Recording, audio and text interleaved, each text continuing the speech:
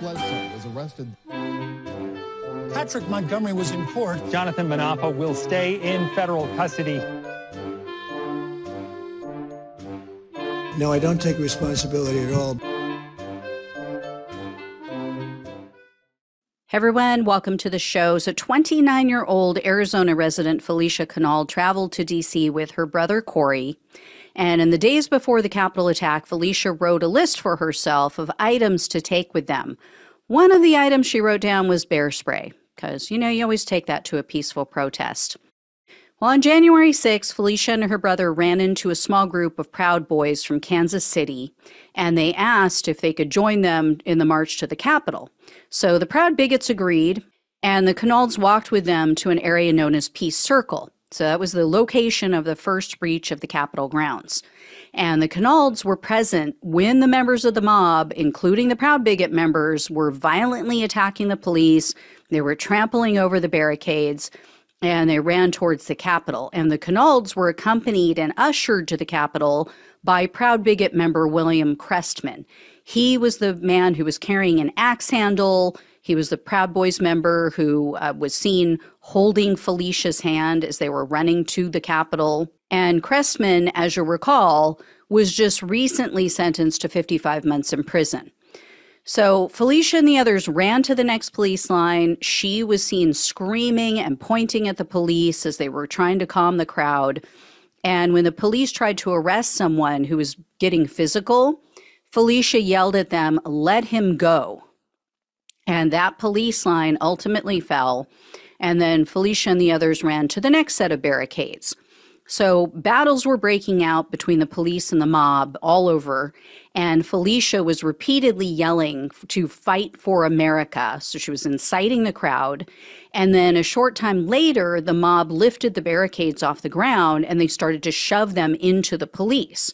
Well, Felicia and her brother were seen on video assisting in that shoving match against the officers. After that police line fell, Felicia and the others were seen on surveillance video entering the Capitol. So Felicia and the mob chased after the police, and she was seen in the mob that was throwing items at the police when they were trying to roll down a door from the ceiling. It was one of these roll down doors to prevent people from getting further onto the Capitol grounds or inside the building. In another video, which I couldn't locate, Felicia was seen standing underneath the rolling door, pushing it up with her hand. So Felicia and the others followed the fleeing officers, and they remained in this area. It's known as the Visitor Center. They remained there for a while, and then they heard that someone had been shot. So at that point, they decided to exit the building. In a video that she posted on social media that night, Felicia told viewers, quote, "I never could have imagined having that much of an influence on the events that unfolded today. Dude, people were willing to follow. You fucking lead, and everyone had my back." In the days that followed, Felicia posted on social media, quote, "Everyone had my back, dude. Everyone. Fucking wall, legit.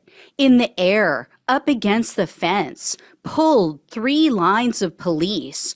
Fence. Me not even on the ground. My feet weren't even on the ground. All my boys behind me holding me up on the air, pushing back. We fucking did it."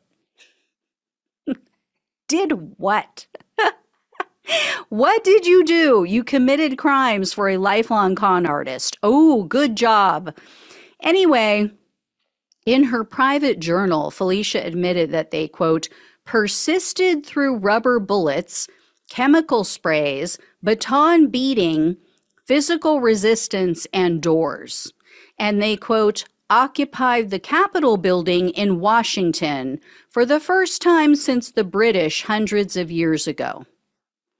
Felicia also wrote that they, quote, took a fucking stand against the treasonous behavior of their corrupt government, causing the politicians to run so fast, all in caps, from their seats. So Felicia was arrested on February 11th of 2021, and in a superseding indictment, she was charged with conspiracy, obstructing an official proceeding, civil disorder, entering a restricted building or grounds, and disorderly conduct in a restricted building or grounds. In November of 2023, Felicia pleaded guilty to the civil disorder charge, so she was facing up to 5 years in prison, 3 years of probation, and $250,000 in fines. However, the prosecutor requested 6 months in prison, 3 years of probation, and $2,000 in restitution.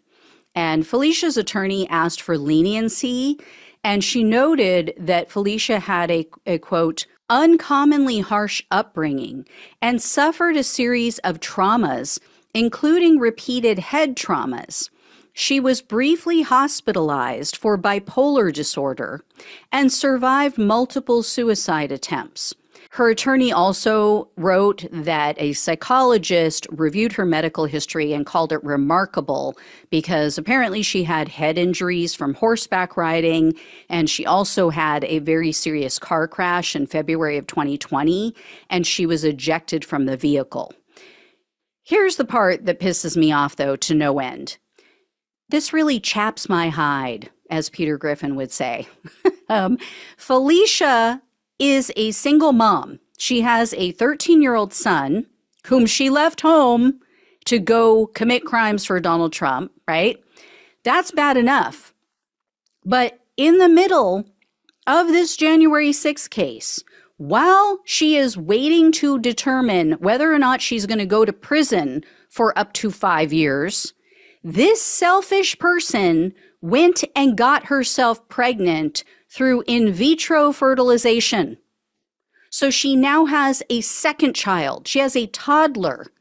And her attorney had the nerve to write that because she's the sole caregiver for her children, it would have a, quote, destabilizing effect on them. No, really? Maybe she should have thought of that before she went traipsing off to D.C. to break the law. And then perhaps, maybe she could have gone and thought about it before purposely getting herself pregnant and bringing a second child into the world when their mother might be going to prison. I don't know why I'm shocked, really. I mean, these people were at the Capitol because they're spoiled brats, because they want what they want when they want it. They are complete, immature, spoiled brats. That's what it boils down to. So really, I shouldn't be shocked, but still it pisses me off. So unfortunately, Trump-appointed Judge Timothy Kelly presided over Felicia's case. He obviously fell for this sob story because he sentenced Felicia to only 45 days in prison, 2 years of probation, and $2,000 in restitution. I would expect this type of sentence for a misdemeanor, but not for a felony like civil disorder. This won't deter anyone, especially not someone like this. I will let you know if I hear any more. Thank you so much for watching and listening, everyone. Please like, share, and subscribe. Please donate if you can. Love you all. Take care. Talk with you soon.